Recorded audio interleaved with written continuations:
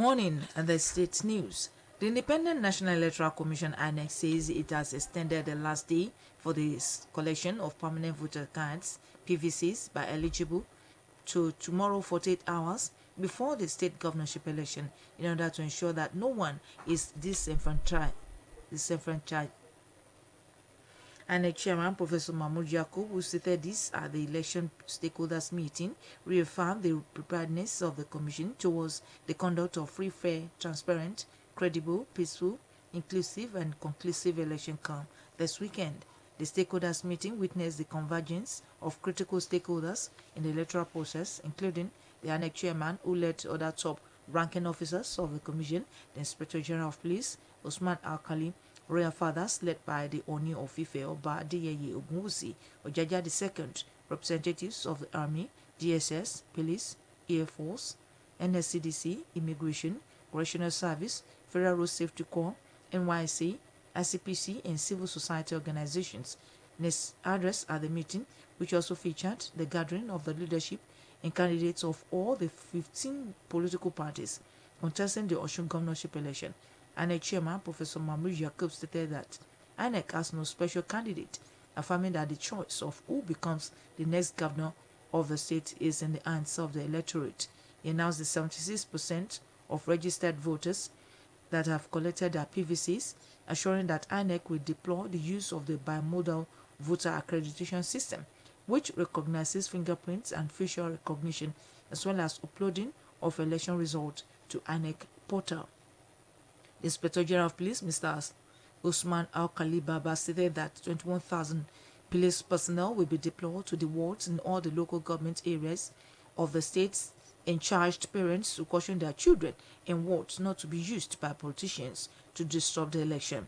In his goodwill messages, the Oni of Ife Oba Adeyeye Ogunwusi Ojaja II called on the contestants to play the game by the rules and not allow their ambition to destroy the peace being enjoyed in Osun State, even as he assured that the traditional institution will continue to cooperate with INEC and other stakeholders to ensure a peaceful election. The event featured an interactive section where the candidates of the various political parties asked questions on issues that have to do with the successful conduct of the election. Meanwhile, ahead of Saturday's governorship election, 21 governors of the ruling All Progressives Congress (APC) have described the incumbent governor and candidates of the party, Mr. Adegboyega Otola, as an excellent performer who has brought purpose to governance. They said those who have a fair mind devoid of prejudices and biases will testify to the developmental strides Oyetola has registered since becoming governor of the state in 2018. The progressive governors, therefore, reaffirmed their unalloyed support for Governor Oyetola, just as they declared their readiness to do all necessary within the law to ensure his re-election. While addressing mammoth crowd at the mega rally held at the Osun Township Stadium, the Senate President, Senator Ahmad Lawan, lauded Oyetola's prudence and efficiency in managing the state's meager resources, calling on citizens to look beyond political sentiment in their choice of who to elect and to vote massively for Oyetola. Speaking on behalf of his colleagues, Chairman of the Nigerian Progressives Governors Forum, Atiku Bagudu of Kebbi State, assured that Mr. Oyetola has the backing of all APC governors in the coming election, lauding the tremendous and landmark development Osun had recorded across sectors since its emergence. Earlier, the chairman of the National Campaign Council for States Governorship Election and Lagos State Governor Babajide Sanwo-Olu described Oyetola as deserving of another term based on their personal encounters with the people of the state. In his short remarks, Governor Oyetola said Osun is on the path of consolidating on the gains of the last 3.5 years, urging the people, especially workers, to shun political traducers who said peddling falsehood that his administration will renege in his commitment to their welfare if re-elected, saying he remains strongly committed to their welfare. He also declared his readiness to do beyond what he has done in his first time, saying the welfare of workers and citizens and the overall development of Osun remains his priority. Similarly, the APC presidential candidate Asiwaju Bola Tinubu has called on eligible voters in the state to troop out en masse on Saturday and cast their vote massively for the re-election of Governor Adegboyega Otola in the interest of development and a prosperous future. The APC chieftains, who urged them to exercise their franchise in favor of the ruling party, charged the electorate to be vigilant and make sure the vote count at polls. Speaking in the same vein, the National APC chairman, Senator Abdullahi Adamu, submitted that those who have a fair mind will know that Governor Adegboyega Otola has performed very well, while appealing to the people of the state to vote the incumbent governor into power for second time in office. He equally called on the populace to support the APC presidential candidate, Asiwaju Bola Tinubu, in his resolve to advance the cause of development of the country. In his welcome address, the Director General, Oyetola Campaign Council, Senator Ajibola Bashiru, emphasized the need for the re-election of Governor Oyetola, saying the decision is a celebration of excellence, infrastructural development and transformation of the state, as the incumbent governor is piloting the affairs of the state creditably well, and the need to consolidate on the feats attained was stressed. Present at the occasion were the wife of the APC presidential flag bearer, Senator Oluremi Tinubu, the former governor of the state, and APC leader, Chief Adebisi Akonde, wife of the governor, Mrs. Kafayatu Oyetola, the state deputy governor, Mr. Benedict Alabi, Speaker of the State House of Assembly, Honorable Simoti Oweye, among other dignitaries. The much-awaited mega rally organized by the Joint Labour Movement, NLC, TUC, GNC of the state to support the re-election of the worker-friendly Governor Adegboyega Otola holds this morning. Venue is Nelson Mandela Freedom Park, Osogbo. This is contained in a release by the chairman, GNC, Comrade Bayo Adejuma, chairman, NLC, Comrade Jacob Adekome, and TUC chairman, Comrade Kola Adebowale.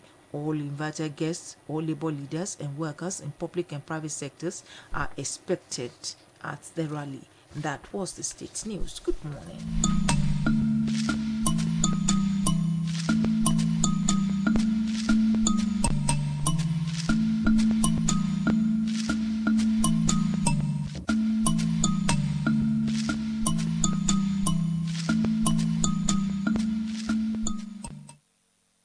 Káàárọ̀ ìròyìn ìpínlẹ̀ Ọ̀ṣun.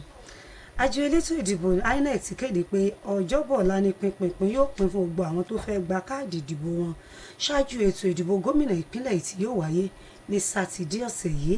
Àjọ náà ní èyí rí bẹ́ẹ̀ lọ́nà àti rí pé gbogbo àwọn tó ti tó ìbò dì láǹfààní àti ṣojúṣe wọn. Alága àjọ ọ̀hún, Ọ̀jọ̀gbọ́n Mahmood Yakubu, tó ṣàlàyé yìí níbi ìpàdé àwọn tọ́rọ̀ kàn fìdí ìgbáradì àjọ rẹ̀ múlẹ̀ láti rí pé ètò ìdìbò ń lọ ní ìrọ̀wọ́rọsẹ̀. Ó tún ṣètẹ́wọ́gbà. Ìròyìn fi ni pé ìpàdé náà ló ṣàkójọ àwọn tọ́rọ̀ kàn nínú ètò àti rí alága àjọ INEC ọ̀hún àtàwọn lọ́gàálọ́gàá míì nílé iṣẹ́ àjọ náà, ọ̀gá àgbà ọlọ́pàá nílẹ̀ yìí Usman Akali Baba, àwọn orí adé nínú ètò àti rí Ọọ̀ni ti Ilé-Ifẹ̀ Ọba Adéyẹyè Ògúnwùsì, àwọn aṣojú iléeṣẹ́ ológun, tàjọ aláàbò tẹlẹ̀múyẹ́, iléeṣẹ́ ológun ojú òfurufú, àjọ ààbò ara ẹni làbò ìlú, àjọ tó mójútó ìwọléwọ̀de àwọn èèyàn, àjọ ẹ̀ṣọ́ ojú pópó, àjọ àgùnbánirọ̀, àjọ ajàfẹ́tọ̀ọ́ ọmọnìyàn àtàjọ tó ń gbógun tàwọn tó bá pa owó ìlú ní pópó.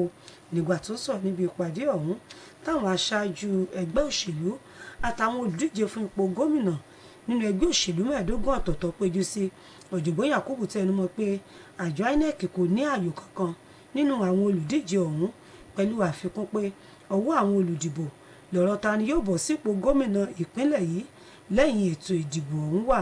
Ó kéde pé ìdá 76 nínú 100 àpapọ̀ àwọn olùdìbò ló ti gba káàdì ìdìbò wọn, pẹ̀lú ìdánilójú pé àjọ INEC yóò pín ẹ̀rọ tí yóò máa ṣàyẹ̀wò ìka àti ojú àwọn olùdìbò káàkiri ìpínlẹ̀ yìí tó fi mọ́ fífèsì ìdìbò ṣọwọ́ sórí ìtàkùn ayélujára àjọ ọ̀hún.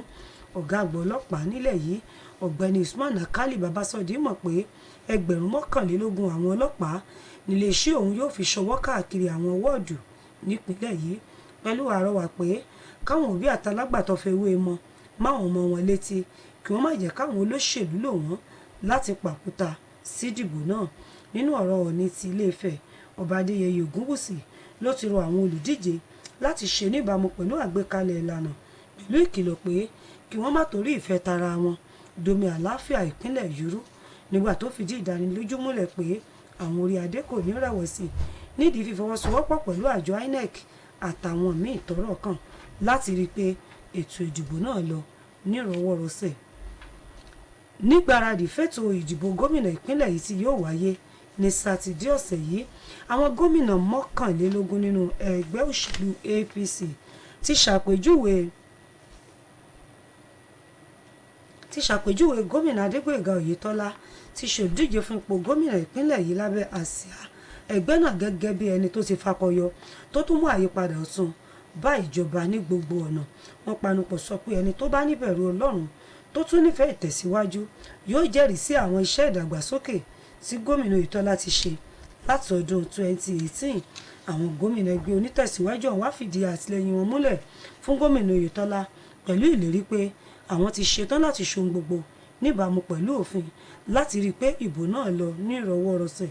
Nígbà tó ń bọ́ ọ̀gọ̀rọ̀ àwọn èèyàn sọ̀rọ̀ níbi ìkéde ètò ìpolongo ẹgbẹ́ APC tó wáyé ní pápá ìṣeré ńlá ìlú Òṣogbo, olórí ilé aṣòfin àgbà ilẹ̀ yìí Sẹ́nẹ́tọ̀ Ahmed Lawan yóò bó gómìnà Oyètọ́lá fọ́nà tíjọba rẹ̀ ń gbà ṣọwọ́ ná. Ó wá rọ àwọn olùdìbò láti dìbò lọ́pọ̀ yanturu fún gómìnà Oyètọ́lá. Nínú ọ̀rọ̀ rẹ̀ lórúkọ àwọn akẹgbẹ́ rẹ̀, alága àwọn gómìnà ẹgbẹ́ òṣèlú APC títún ṣe gómìnà ìpínlẹ̀ Kebbi Àtíkù Bàgúdù mo dá gómìnà Oyètọ́lá lójú pé gbọ̀ngbọ̀n làwọn gómìnà APC wà lẹ́yìn rẹ̀. Ṣáájú lálága ìgbìmọ̀ ìpolongo ìbò gómìnà ìpínlẹ̀ yìí tí olú ilé ẹgbẹ́ náà gbé kalẹ̀ tó tún jẹ́ gómìnà ìpínlẹ̀ Èkó Babájídé Sanwó-Olú mẹ́nubà pé gómìnà Oyètọ́lá yẹ fún sáà kejì lọ́fíìsì. Nínú ọ̀rọ̀ gómìnà Oyètọ́lá ló ti mẹ́nubà pàtàkì mímọ́lé àwọn àṣeyọrí tí ìjọba rẹ̀ ti ṣe láàrin ọdún 3 àbọ̀ lọ́fíìsì pẹ̀lú àrọwà pé káwọn èèyàn ìpínlẹ̀ yìí ní pàtàkì jùlọ àwọn òṣìṣẹ́ má ṣe tẹ́tí sí àhesọ ọ̀rọ̀ tó ń jà rìnrìn pé ìjọba òun kò ní mọ́rọ̀ ìdẹ̀rùn wọn ní bàdàmọ́ ní sáà kejì. Bákan náà ló fìdí ìgbáradì rẹ̀ múlẹ̀ láti ṣe dáadáa ní sáà kejì ju sáà àkọ́kọ́ lọ.